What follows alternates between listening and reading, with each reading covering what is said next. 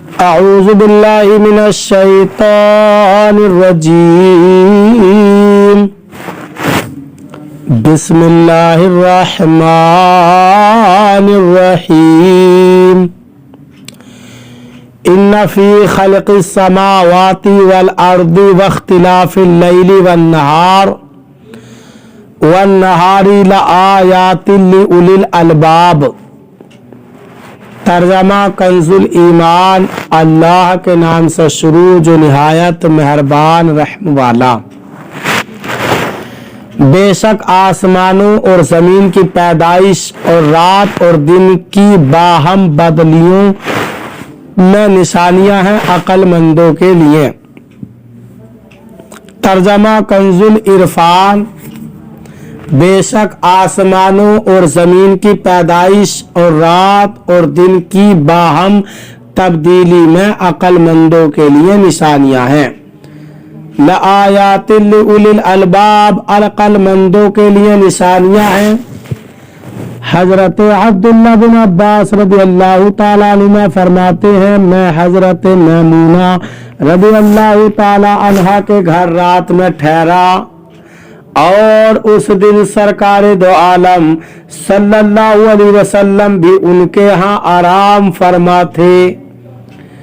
جب رات کا تہائی حصہ گزرا تو آپ صلی اللہ علیہ وسلم بیدار ہوئے، پھر آسمان کی طرف نظر اٹھا کر ان آیات مبارکہ کی تلاوت فرمائی۔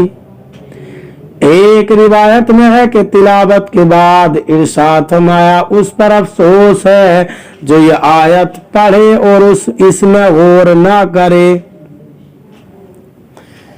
اس آیت سے معلوم ہوا کہ علم جعفرانیہ اور سائنس حاصل کرنا بھی ثواب ہے، جبکہ اچھی نیت ہو، جیسے اسلام اور مسلمانوں کی خدمت یا اللہ تعالیٰ کی عظمت کا علم حاصل کرنے کے لیے، لیکن یہ شرط ہے کہ اسلامی عقائد کے خلاف نہ ہو۔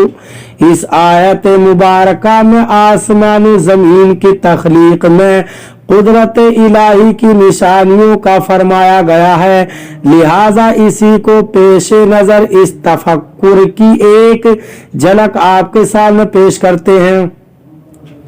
امام غزالی رحمت اللہ تعالی علیہ فرماتے ہیں، قدرت الہی کی چھٹی نشانی آسمانوں ستاروں کی مملکت اور ان کے عجائب میں ہے، کیونکہ جو کچھ زمین کے اندر اور روئے زمین پر ہے وہ سب کچھ اس کے مقابلے میں کم ہے۔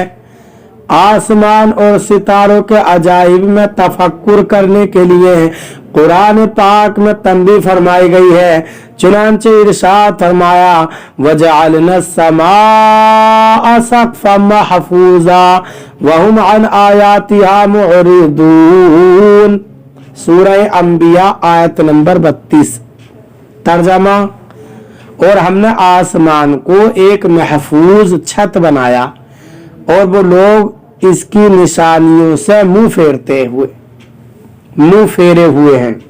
دوسری جگہ ارشاد فرمایا، لَخَلْقُ السَّمَاوَاتِ وَالْأَرْضِ أَكْبَرُ مِنْ خَلْقِ النَّاسِ وَلَكِنَّ أَكْثَرَ النَّاسِ لَا يَعْلَمُونَ۔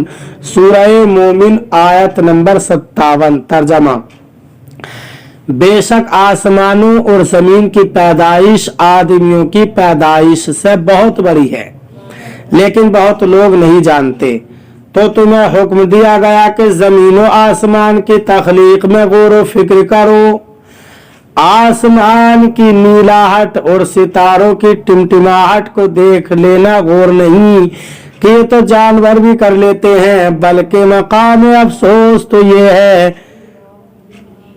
کہ تو اپنے عجائب اور اپنی ذات کو جو تیرے پاس ہیں،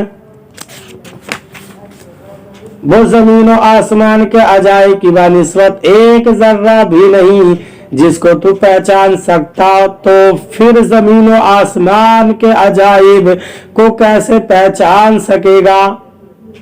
تجھے بتدریج معرفت کے درجات پر ترقی کرنی چاہیے۔ تجھے پہلے اپنی ذات کو پہچاننا چاہیے، پھر زمین اور اس کی تمام اشیاء کا عرفان حاصل کرنا چاہیے۔ फिर हवा बादल वगैरह के अजाइब की पहचान करनी चाहिए, फिर आसमान और सितारों की मार्फत हासिल करनी चाहिए, फिर कुर्सी और अर्श को पहचानना चाहिए, फिर आलम अजसाम से निकलकर आलम अरवाह की सैर करनी चाहिए, फिर फरिश्तों जिन्नों और शैतानों को जानना चाहिए, फिर फरिश्तों के दर्जात और मकामात का इरफान हासिल करना चाहिए,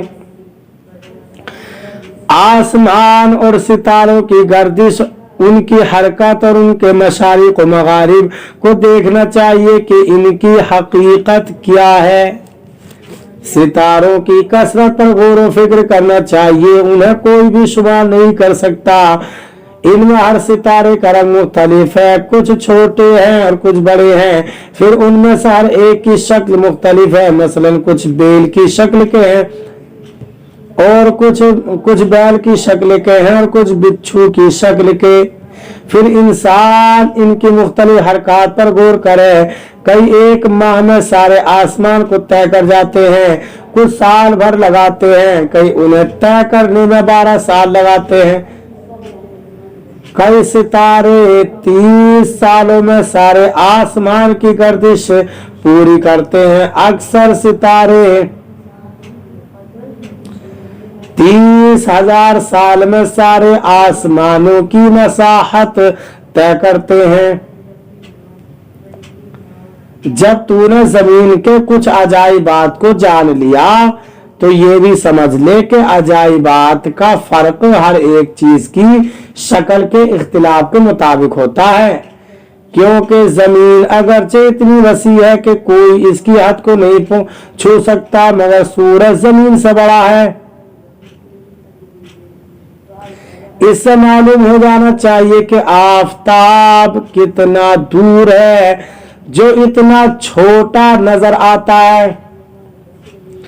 ये भी मालूम हुआ कि वो कितनी तेजी से हरकत करता है कि आधी साहत में आफताब का तमाम घेरा जमीन से निकलता है। यूं ही आसमान पर एक सितारा है जो जमीन से 100 गुना बड़ा है, वो बुलंदी की वजह से छोटा नजर आता है। एक सितारा अगर इतना बड़ा है तो सारे आसमान का अंदाजा लगाए कि वो कितना बड़ा होगा। इन सब की अजमत और बुजुर्गी के बावजूद तेरी निगाहों में छोटा कर दिया गया ताकि तू इस मालिक हकीकी की अजमत और फजीलत से आगाही हासिल कर सके। अल्लाह ताला हमें कुरान पाक पर सही माना में अमल करने की तौफीक अता फरमाए। बरादरान इस्लाम, आप तमाम ही हजरात से गुजारिश की जाती है कि खुद भी कुरान पाक की तिलावत, तर्जमा और तफसीर समाअत कीजिए और अपने अजीज़ व अकारिब और रिश्तेदारों को भी शेयर कीजिए ताकि आप इसके ज़रिए सदक़े जारिया के मुस्तहिक़ हो जाएं।